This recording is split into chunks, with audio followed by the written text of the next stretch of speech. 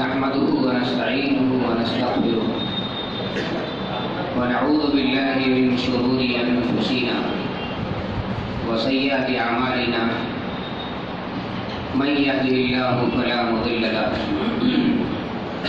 ومن يضلل فلا هادي له وأشهد أن لا إله إلا الله وحده لا شريك له وأشهد أن محمدا عبده ورسوله يا أيها الذين آمنوا اتقوا الله حق تقاته ولا تموتن إلا وأنتم مسلمون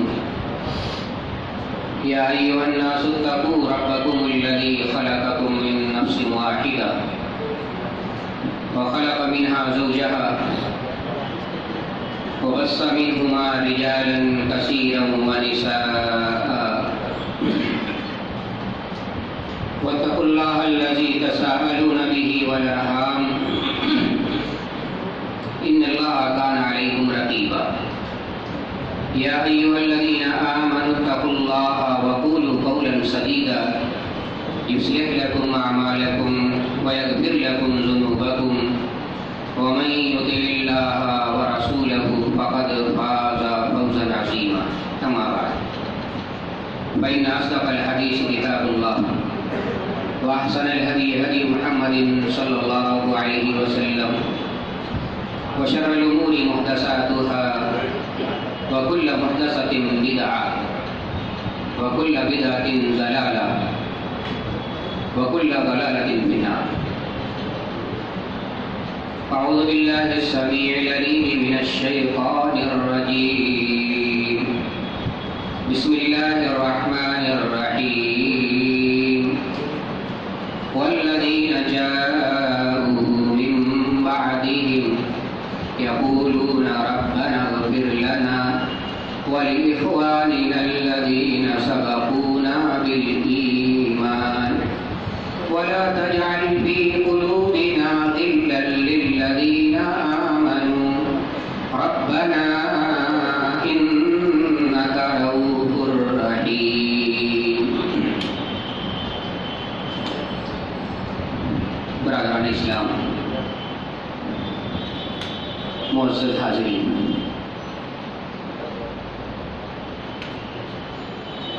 بزرگوں اور بھائیوں،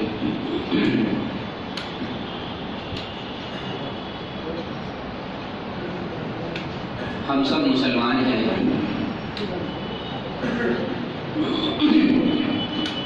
اور مسلمان ہونے کی حیثیت سے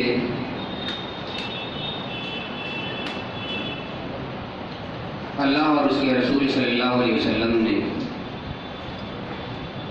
ہمارا اپنا یہ فرض بنایا ہے اور بتایا ہے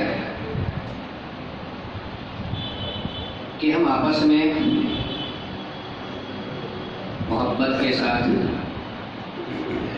پیار کے ساتھ، ہمدردی کے ساتھ،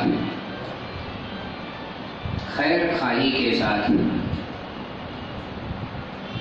زندگی بسر کریں. جیسے ایک ماں باپ کی اولاد اور سگے بھائی بہن آپس میں بھائی چارگی کے ساتھ اور محبت کے ساتھ زندگی بسر کرتے ہیں.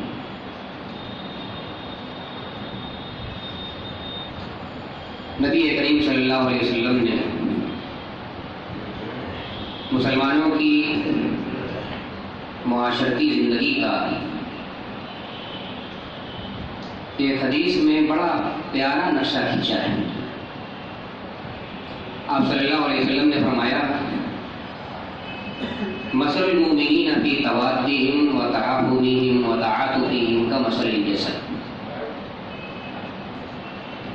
اذا اشتكى منه عضو تداعى له سائر الجسد بالسهر والحمى. سارے کے سارے مسلمان آپس میں ایک جسم کی طرح ہیں. جیسے جسم کے ایک حصے کو کسی ایک عضو کو تکلیف ہو جائے تو سارا جسم درد سے کرا ہونے لگتا ہے. اس تکلیف کو سب بانٹ لیتے ہیں, سب محسوس کرتے ہیں. سب کی یہ خواہش ہوتی ہے کہ جسم کے فلاں حصے کی یہ تکلیف دور ہو جائے. اس کی تکلیف دور ہو جاتی تو سب چین کی سانس لیتے ہیں. نبی کریم صلی اللہ علیہ وسلم نے فرمایا, آپس کی محبت میں, آپس کی ہمدردی میں, آپس کی بھائی چارگی میں سارے مسلمانوں کو اسی طرح سے زندگی گزارنی چاہیے. کسی ایک انسان کو تکلیف ہو تو اس کی تکلیف کو اپنی تکلیف سمجھنا چاہیے اور اس تکلیف کو دور کرنے اور اس کے ازالے کی فکر کرنی چاہیے جتنی انسان کے پاس استطاعت اور طاقت ہے. مگر مسلم معاشرے پر اگر ہم نظر ڈالیں تو معاشرے کی بات تو جانے دیجیے, گھر کے اندر یہ ماحول نہیں. آپس میں اس طرح کی محبت پائی جا رہی ہو, اتنا پیار ہو, اتنا میل ملاپ ہو, اتنی ہمدردی ہو, یہ بات نہیں. ہمارا کام یہ تھا کہ دوسروں کی تکلیفوں کا ہم ازالہ کرتے, ملاوا کرتے, مگر ہم خود مجسم دوسروں کے لیے تکلیف بنے. نبی کریم صلی اللہ علیہ وسلم نے فرمایا, خیر الناس من ينفع الناس. لوگوں میں بہترین لوگ وہ ہیں جو دوسروں کے لیے نفع بخش. ہم خود اپنے گریبان میں جھانک کر دیکھیں کہ ہم دوسروں کے لیے کتنے نفع بخش ہیں. ہر انسان خود غرض اور مفاد پرست ہو گیا ہے. جیسے جانور کو صرف اپنے پیٹ کی فکر ہوتی ہے, اپنے جسم کی فکر ہوتی ہے, ویسے ہی سارے انسانوں کا وہی حال. ہم سب اپنی دنیا میں محدود ہو کر رہے ہیں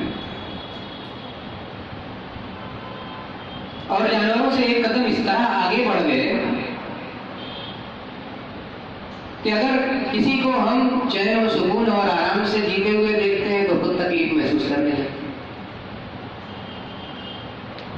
اس اگلے نے ہمیں تکلیف نہیں پہنچائی, ہمیں گالی نہیں دی, ہمیں مارا پیٹا نہیں, ہمارے مال بیماری نہیں کی, زمین جائیداد پر قبضہ نہیں کیا, لیکن ہم نے اپنے بھائی کو چین اور سکون سے جیتے ہوئے دیکھا, تکلیف محسوس کرنے لگے. بڑی آیتیں سے میری ہر کے جوڑ رہا ہے, ہمیں اس بات کی تکلیف ہے. مہینوں سے گھر کے اندر اس کے مزدور لگا ہوا ہے, اس بات پر ہم تکلیف محسوس کرتے ہیں. اب تک سائیکل سے چلتا تھا, گاڑی لے کر آ گیا, کسی کو اس بات کی تکلیف نہیں. فلاں کے بچے لچے لفنگے آوارے تھے, سدھر گئے, راستے پر آ گئے. راستے پر آ گئے تو خوشی ہونی چاہیے, مگر ہم اتنے نالائق ہو گئے کہ کسی کے لڑکے نالائق تھے, لائق ہو جائیں تو ہم تکلیف محسوس کرنے لگتے ہیں کہ وہ اسی طرح لفنگئی میں کیوں نہیں پڑے رہ گئے. دوسروں کی خوشی ہمیں ہمارے لیے غمی کا باعث بنی ہوئی ہے. یہ ہمارے مزاج اور ہمارے دماغ اور ہمارے دل کی خرابی کی انتہا ہے. اگر ہم اس طرح سوچتے ہیں, اس طرح کا مزاج رکھتے ہیں, تو ہمیں یہ سمجھ لینا چاہیے کہ ہم اندر سے بالکل بگڑ گئے ہیں, خراب ہو گئے ہیں. ذہن اور دماغ میں ابلیس کا بسیرا ہے, اسے نکالنے کی فکر ہونی چاہیے. سوچ کو ہمیشہ مثبت رکھیے, منفی نہیں.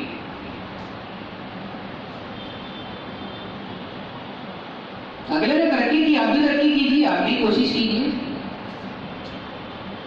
وابتغوا من فضل اللہ, اللہ رب العالمین نے کہا اللہ کا رزق تم بھی تلاش کرو.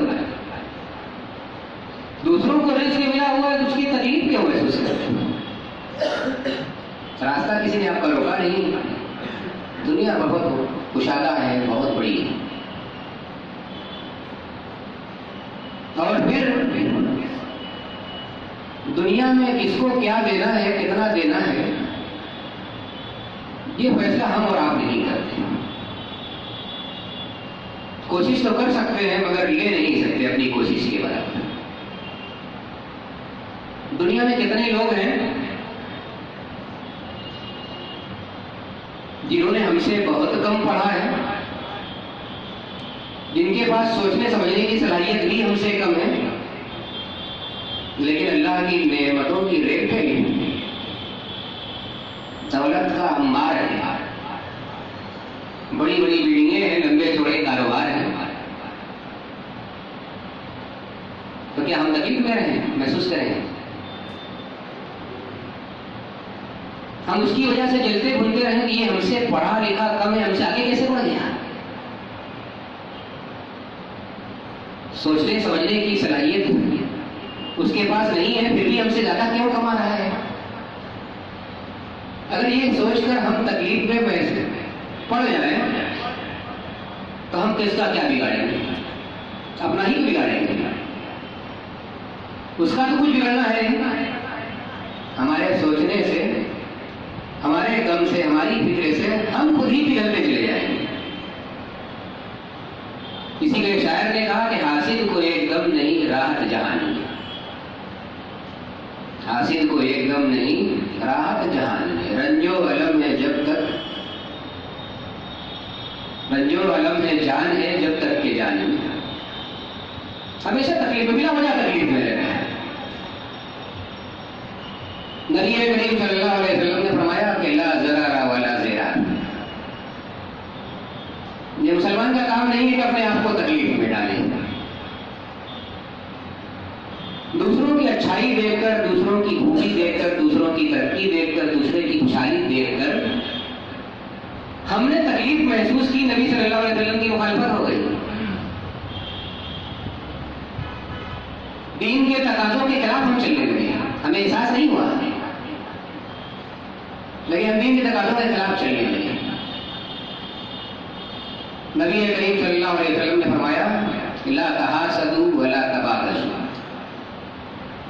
ولا تدابروا ولا تقاتلوا ولا تناجشوا وكونوا عباد الله اخوانا. المسلم اخو المسلم لا يظلمه ولا يحقره ولا يخذله بحسب امرئ من الشر ان يحقر اخاه المسلم. كل المسلم للمسلم حرام دمه وماله وعرضه. فرمایا نبی کریم صلی اللہ علیہ وسلم نے حسد اور جلن کو نکال پھینکو. کسی سے مت جلو، کسی سے کے خلاف حسد مت رکھو. ولا تباغضوا، بغض اور کینے کو اپنے دل کے اندر جگہ نہ دو. دل خراب ہوگا تم بھی خراب ہو جاؤ گے. ولا تناجشوا،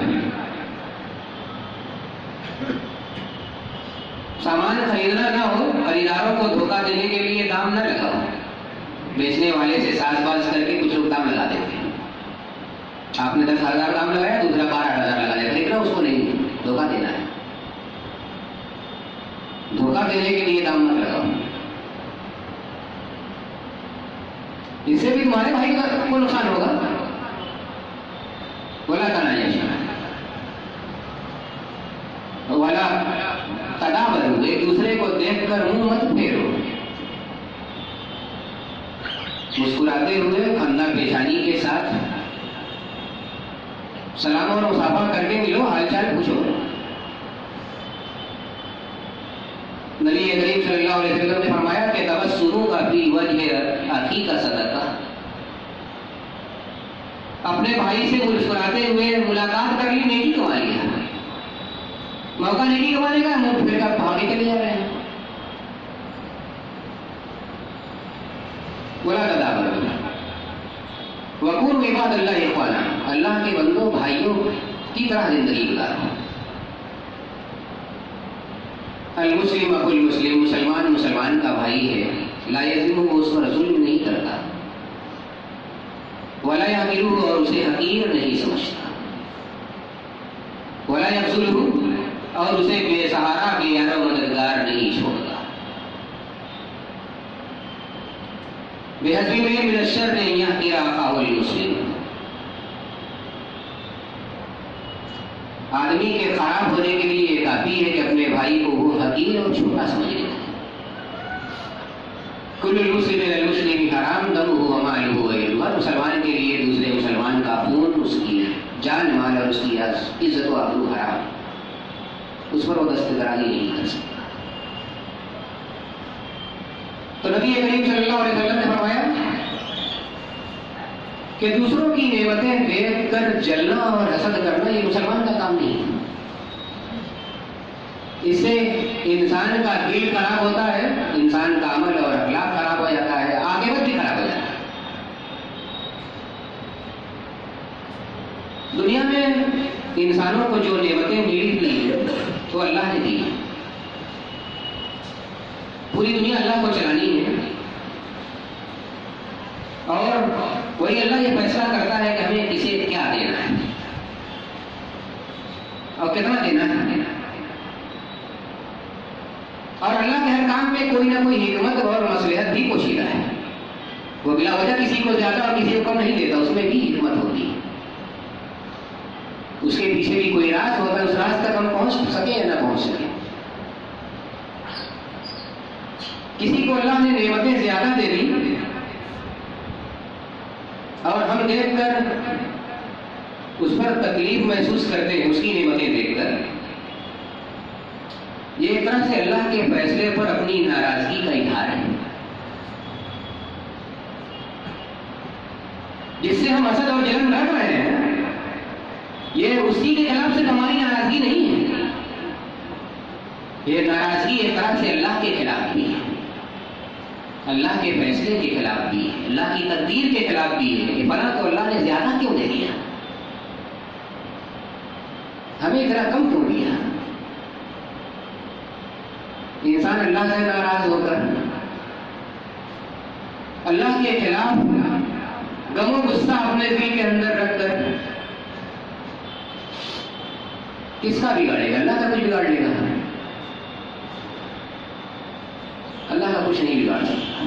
اللہ جس کو نوازنا چاہے اس کا بھی کچھ نہیں بگاڑ سکتا. اس لیے نبی صلی اللہ علیہ وسلم نے فرمایا کہ وَاعْلَمْ أَنَّ الْأُمَّةَ الَّتِي اجْتَمَعَتْ عَلَىٰ أَن يَنفَعُوكَ بِشَيْءٍ لَّمْ يَنفَعُوكَ إِلَّا بِمَا كَتَبَهُ اللَّهُ لَكَ وَلَوِ اجْتَمَعُوا عَلَىٰ أَن يَضُرُّوكَ بِشَيْءٍ لَّمْ يَنفَعُوكَ إِلَّا بِمَا كَتَبَهُ اللَّهُ عَلَيْكَ. لوگوں یہ بات یاد رکھو، ساری دنیا مل کر بھی تمہیں کوئی نفع پہنچانا چاہے تو نہیں پہنچا سکتی جب تک اللہ نے وہ نفع تمہارے لیے لکھ نہ دیا.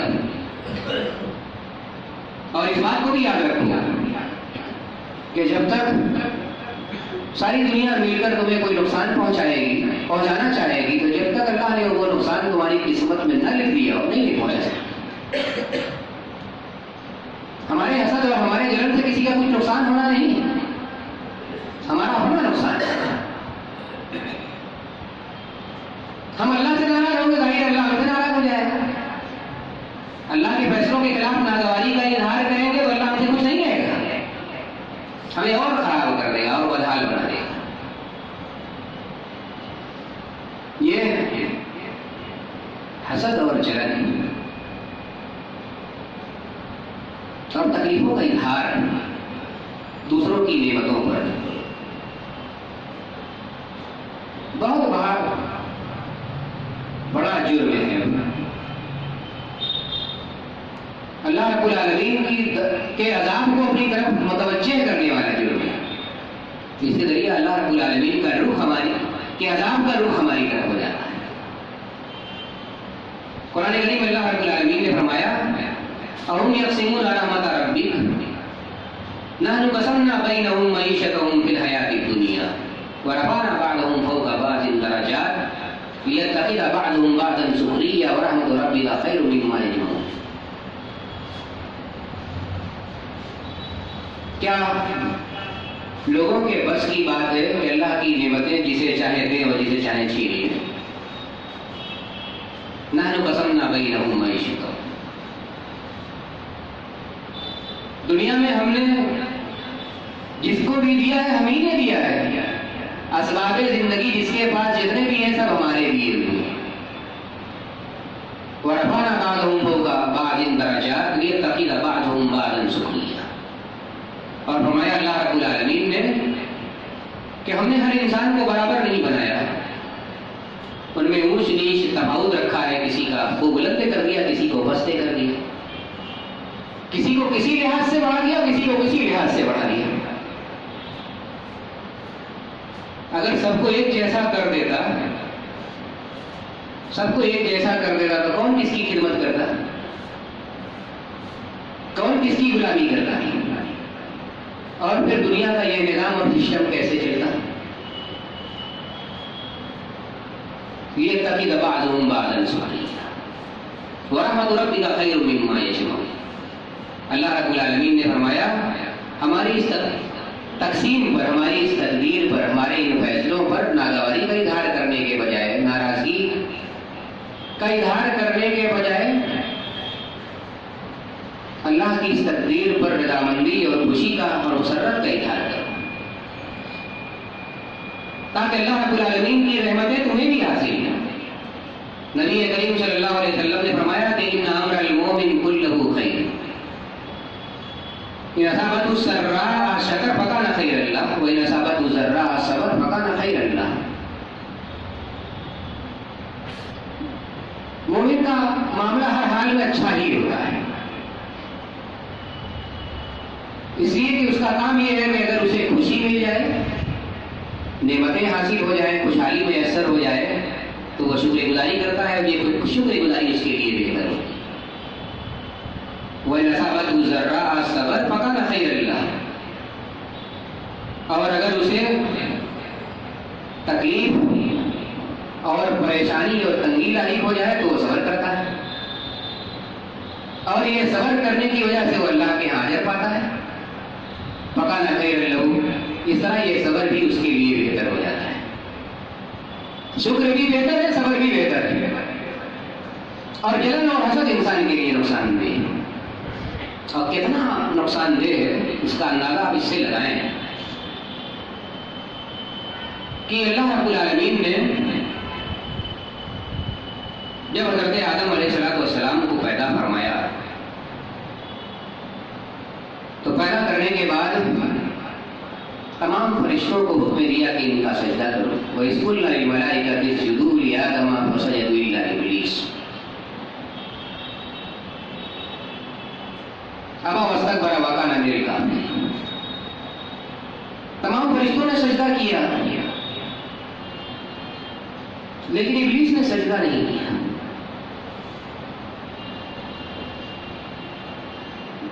ابلیس نے سجدہ نہیں کیا، حسد اس کے اوپر غالب آ گیا. ہمارے سامنے یہ شخص سے پیدا ہوا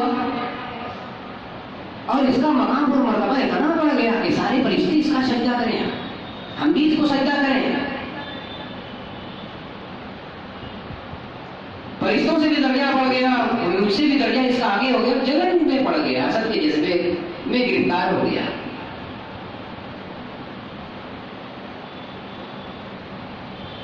اللہ رب العالمین نے کیا فرمایا؟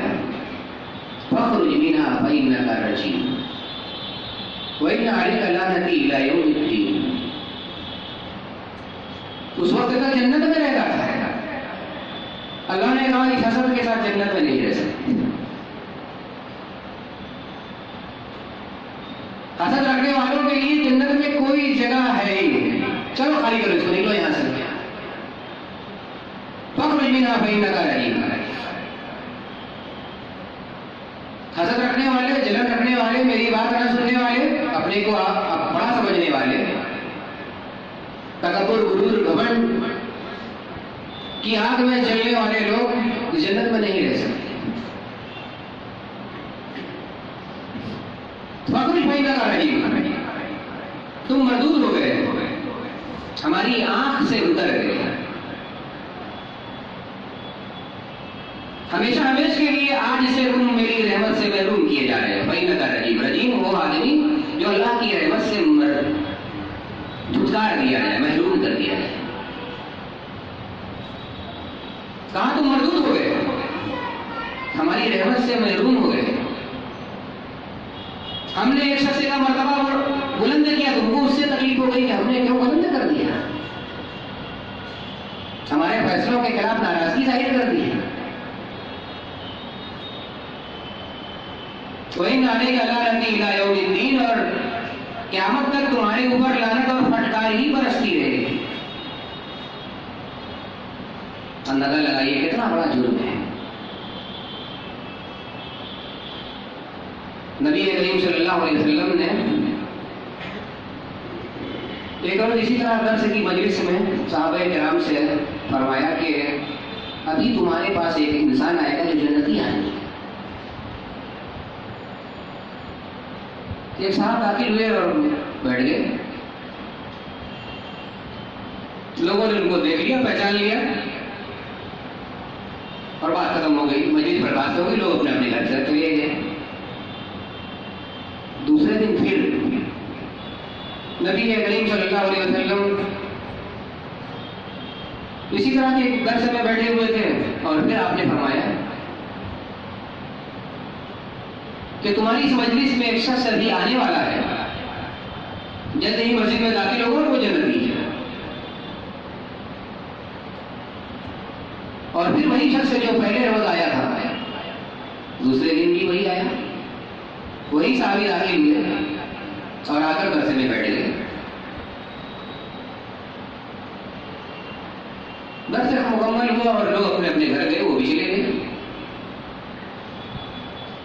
ایک مرتبہ اور اسی طرح درس کی مجلس منعقد تھی اور نبی کریم صلی اللہ علیہ وسلم نے درس کے دوران صحابہ کرام سے کہا کہ ایک شخص ابھی تمہاری اس مجلس میں آنے والا ہے جو جنتی آدمی ہے. اب لوگوں کی حیرت کی انتہا نہیں رہی کہ آج بھی وہی صحابی تشریف لا رہے ہیں جو پچھلے 2 دن آ چکے تھے اسی طرح کی پیشین گوئی کے بعد. وہی شخص آئے اور آ کر بیٹھ گئے، درس سننے لگے اور اس کے بعد درس ختم ہوا، لوگ اپنے اپنے گھر چلے گئے. اب ایک صحابی اس فکر میں پڑ گئے کہ آخر نبی صلی اللہ علیہ وسلم نے ان کے لیے جنتی ہونے کی یہ بشارت مسلسل کیوں سنائی 3 بار؟ ہر پیشن گوئی کے بعد یہی شخص حاضر ہوئے، آخر ان کی خوبی کیا ہے؟ ان کے اندر کون سا گن ہے؟ اس کا علم ہونا چاہیے، اس کی معلومات حاصل کرنی چاہیے اور وہ خوبی وہ گن اپنے اندر بھی پیدا کرنے کی کوشش کرنی چاہیے. چنانچہ جب گھر سے برخاست ہوئے وہ سب صحابی آنے لگے. ایک صحابی ان کے ساتھ ساتھ لگ گئے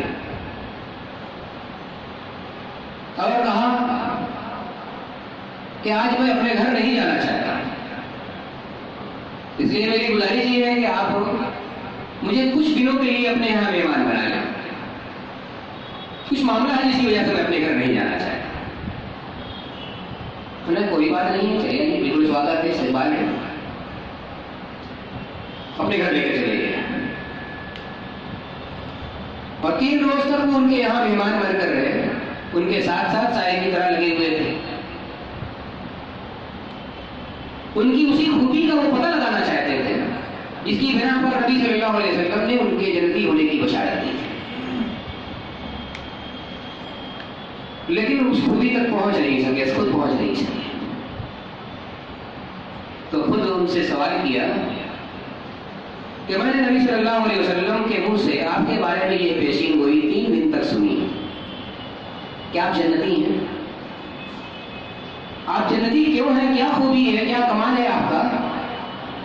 اسے پتہ لگانے کے لیے میں آپ کا مہمان بنا تھا. آپ سے مہمانی میں نے حاصل کی تھی، درخواست کی، لیکن میں پتہ نہیں لگا پایا. تو اپنی اس خوبی کا تم ہی اظہار کرتا ہے. مومن اپنے منہ میں مٹھو تو ہوتا نہیں، اپنی تعریف تو نہیں کرتا، لیکن میں جاننا چاہتا ہوں تاکہ وہ خوبی اپنے اندر بھی پیدا کرنے کی کوشش کروں. انہوں نے کہا کہ میرے نماز روزے کا حال، ذکر و اذکار تلاوت کا حال تو تم نے دیکھ لیا. جیسے تم نماز پڑھتے ہو میں بھی پڑھتا ہوں، تم روزہ رکھتے ہو میں بھی رکھتا ہوں، تم قرآن کی تلاوت کرتے ہو میں بھی کرتا ہوں، ذکر و اذکار تم بھی کرتے ہو میں بھی کرتا ہوں. بس میں جو اپنی سب سے بڑی خوبی جو اپنے اندر میں پاتا ہوں، محسوس کرتا ہوں، وہ یہ کہ جب بھی میں سونے کے لیے آتا ہوں تو میرے دل میں کسی کے خلاف حسد نہیں ہوتا، جلن نہیں ہوتی، کینہ کپٹ نہیں ہوتا، بغض، نفرت، عداوت، کدورت کے جذبات نہیں رہتے، اس کو سب کو نکال کے تمیز ہوتا۔ میں سمجھتا ہوں کہ یہی میری سب سے بڑی خوبی ہے، دل کو صاف کر کے۔ انہوں نے کہا کہ ہاں بلا شبہ آپ نے ٹھیک کہا ہے، یہی وہ خوبی ہے جو عام طور سے لوگوں کے اندر نہیں پائی جاتی، تمہارے اندر پائی جاتی ہے، اور اسی کی وجہ سے نبی صلی اللہ علیہ وسلم کی اس بشارت اور خوشخبری کے تم حقدار قرار پائے۔ حضرت جریر بن عبداللہ رضی اللہ تعالیٰ عنہ بیان کرتے ہیں کہ نبی کریم صلی اللہ علیہ وسلم سے سوال کیا گیا، ای الناس افضل، سب سے افضل انسان کون سا ہے، سب سے افضل، سب سے اچھا ہے؟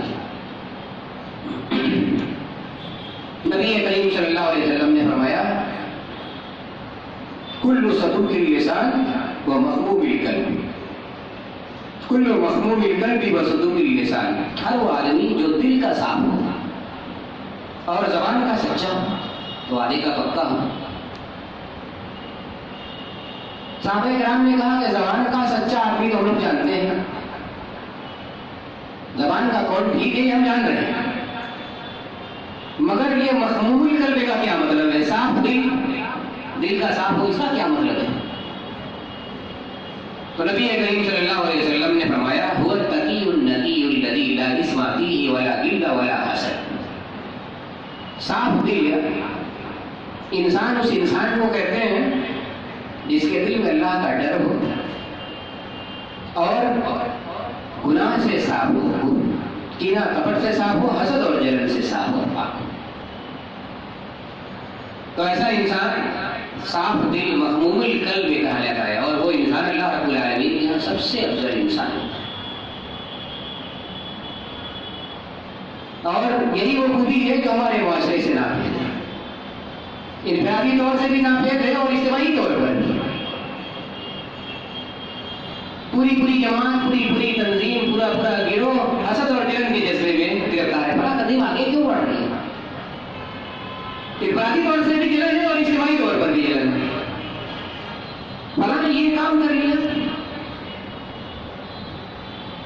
ان کے پاس اتنا پیسہ کہاں سے آ گیا، اتنی بڑی بلڈنگیں کیسے بنا رہے ہیں؟ خود بھی بناؤ، خود بھی کوشش کرو، اسی فکر نہیں ہے۔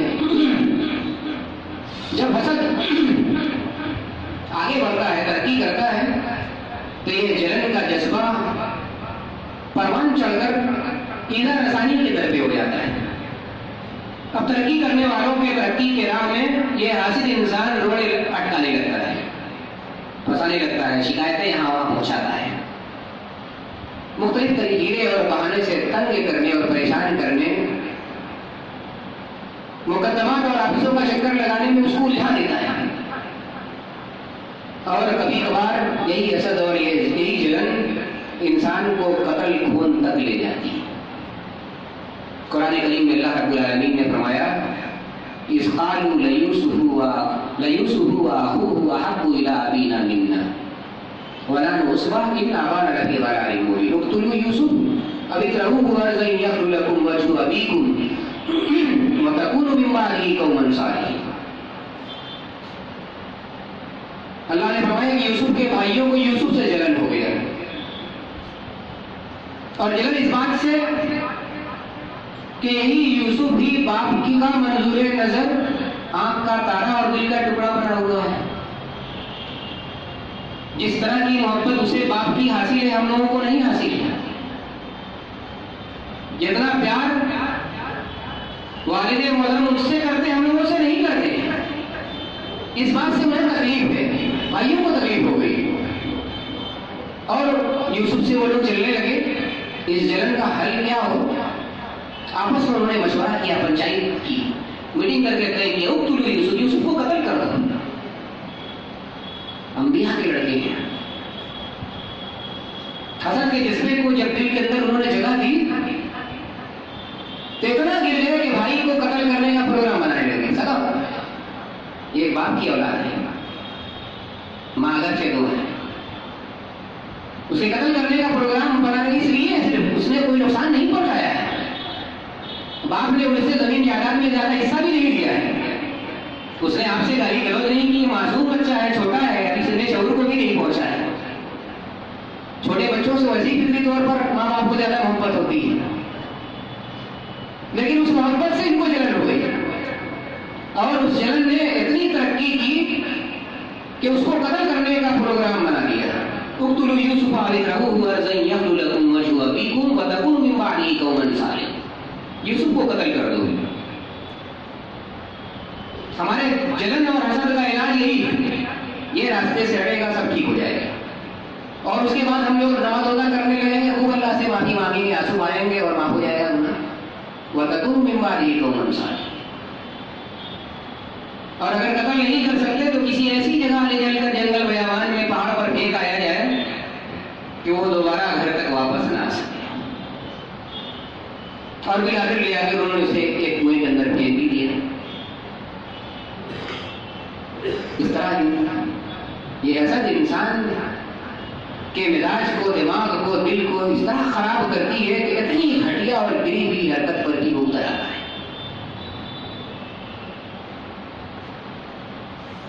تو یہ دل کی بہت ہی خراب اور بہت ہی بری بیماری ہے. اس بیماری میں جو انسان بھی مبتلا ہے اسے یہ سوچنا چاہیے کہ ہمارے اس جلن کا نقصان ہمارے ہی لیے ہوتا ہے. اس کی وجہ سے ہمارا اپنا نقصان, ایمان خراب ہوتا ہے. اللہ رب العالمین کی ناراضگی ہاتھ آتی ہے, اللہ رب العالمین کے عذاب کے نشانے پر آ جاتے ہیں. آپس کی محبت ختم ہو جاتی ہے, نفرت اور دشمنی پروان چڑھنے لگتی ہے. گھر کی خوشگوار فضا خراب ہو جاتی ہے. بدامنی, انتشار, اختراع, معاشی طور پر جتنی بیماریاں ہیں سب اسی حسد اور جلن کی دین ہے. اس لیے جہاں تک ہو سکے اس سے باہر نکلنے کی کوشش کرنی چاہیے. کتنی بھیانک بیماری ہے کہ اللہ رب العالمین نے قرآن کریم میں باقاعدہ اس طرح کی دعائیں سکھائی کہ انہیں پڑھ کر اس حسد سے اپنے آپ کو بھی بچایا جائے اور حسد کے اثرات سے بھی بچایا جائے. حسد انسان کا جب پروان چڑھتا ہے تو دوسروں کو عملی طور پر بھی نقصان پہنچانے کے چکر میں پڑ جاتا ہے. تو قرآن کریم میں اللہ رب العالمین نے دعا سکھلائی, پوری سورت نازل فرمائی, قل اعوذ برب الفلق من شر ما خلق. اور نبی کریم صلی اللہ علیہ وسلم نے تعلیم دی کہ یہ سورت کو بار بار پڑھا جائے, ہر نماز کے بعد پڑھا جائے کم سے کم. قل اعوذ برب الفلق اور قل اعوذ برب الناس. جب انسان بستر پر سونے کے لیے جائے تب بھی پڑھے. اور نبی کریم صلی اللہ علیہ وسلم نے فرمایا کہ برائیوں سے بچنے کے لیے, مکروہات سے محفوظ رہنے کے لیے اس سے اچھی کوئی دعا ہی نہیں. وَمِن شَرِّ حَاسِدٍ إِذَا حَسَدَ. اس کی ایک آیت ہے کہ اللہ تو ہمیں حاسد کے حسد سے محفوظ رکھ, حاسد کے حسد سے محفوظ رکھ. اندازہ لگائیے کتنا بڑا جرم ہے. اس سے حفاظت کے لیے دعا سکھلائی جا رہی ہے اور یہ حکم دیا جا رہا ہے کہ اس کو بار بار پڑھا جائے, اس دعا کی ریپیٹیشن بار بار ہونی چاہیے. اور فرمایا اللہ رب العالمین نے کہ وَلَا تَجْعَلْ فِي قُلُوبِنَا غِلًّا لِّلَّذِينَ آمَنُوا رَبَّنَا إِنَّكَ رَءُوفٌ رَحِيمٌ. مسلمان کا کام یہ ہے اللہ رب العالمین سے اس طرح دعا کیا کرتے رہتے ہیں, دعا کرتے رہتے ہیں. وَلَا تَجْعَلْ فِي قُلُوبِنَا غِلًّا لِّلَّذِينَ آمَنُوا. اے اللہ تو ہمارے دل میں حسد, جلن, کینہ, کپٹ نہ رکھ مومنوں کے خلاف. کسی مومن اور مسلمان کے خلاف ہمارے دل میں حسد, جلن, کینہ, کپٹ ہو جائے, میرے دل کو ایسا نہ رکھ. ربنا انک رؤوف رحیم. اے اللہ تو محبت کرنے والا ہے, رحم کرنے والا ہے, ہمیں بھی محبت کرنے والا بنا دے اور دوسروں کے ساتھ مہربانی سے پیش آنے والا بنا دے.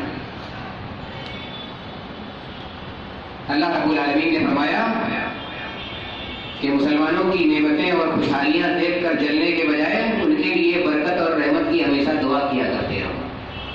یہ مسلمان کا کام ہے. ان کے کام نہیں آ سکتے, ان کا فائدہ نہیں پہنچا سکتے, ان تک خوشی نہیں پہنچا سکتے, تو ان کے لیے دعا کیا کرو. والذین جاؤوا من بعدهم یقولون ربنا اغفر لنا ولإخواننا الذین سبقونا بالایمان. اللہ رب العالمین نے فرمایا کہ ایمان والوں کا کام یہ ہے کہ اپنے مسلمان بھائیوں کے لیے اس طرح دعا کریں کہ اللہ تو ہمیں بخش دے اور ہمارے وہ مسلمان بھائی جو ہم سے پہلے اسلام لا چکے ہیں ان کو بھی اپنی رحمت سے، اپنی مغفرت سے، اپنی بخشش سے اور اپنی مغفرت سے اور اپنی برکتوں سے نواز. ہم برکتوں کے چھین جانے کی تمنا میں لگے ہوئے ہیں. اللہ رب العالمین تعلیم یہ دے رہا ہے کہ نہیں، دوسروں کے لیے رحمت، برکت، مغفرت اور بخشش کی برابر دعا کیا کرتے ہیں. اور نبی کریم صلی اللہ علیہ وسلم نے فرمایا کہ جب ایک مسلمان دوسرے مسلمان کے لیے دعا کرتا ہے تو اللہ کے فرشتے اس کے لیے بھی دعا کرتے ہیں کہ جو دعا اس نے اپنے بھائی کے لیے کی ہے اللہ کی دعا وہ دعا اس کے حق میں بھی قبول کریے. ہم نے اپنے بھائی کی رحمت اور برکت کے لیے دعا کی تو وہ دعا گویا ہمارے لیے بھی ہو گئی اور وہ دعا ہمارے لیے فرشتوں نے کی. کتنا بڑا درجہ اور مقام ہے کہ ہمارے لیے فرشتے دعا کریں جنہوں نے کبھی کوئی گناہ نہیں کیا. اس طرح کی بے گناہ مخلوق جب دعا کرتی ہے وہ بیکار نہیں جاتی ہے. دوسروں کی نعمتیں اور خوشحالیاں دیکھ کر جلتے رہیں گے تو جل کر خاک ہو جائیں گے، لیکن دوسروں کی خوشی میں خود بھی شریک ہوں گے، مسرت کا اظہار کریں گے، ان کے لیے مزید ترقی اور برکت کی دعا کرتے رہیں گے. تو امید یہ ہے کہ اس برکت اور ترقی کا کچھ نہ کچھ حصہ لوٹ کر ہمارے پاس بھی آئے گا، اس لیے کہ اللہ کے فرشتوں کی دعا ہمارے شامل حال ہو جائے گی. اللہ رب العالمین سے دعا ہے کہ ہم تمام مسلمانوں کی اخلاقی حالت کو سدھار دیں، ہم تمام لوگوں کو اچھے اخلاق کا مظاہرہ کرنے والا خوش اخلاق انسان بنائے، جب تک ہمیں دنیا میں زندہ رکھے، اسلام اور ایمان کے ساتھ زندہ رکھے، اور جب ہمارا خاتمہ ہو ایمان کے ساتھ وہ زبان پر کلمہ توحید لا الہ الا اللہ محمد الرسول اللہ جاری ہو.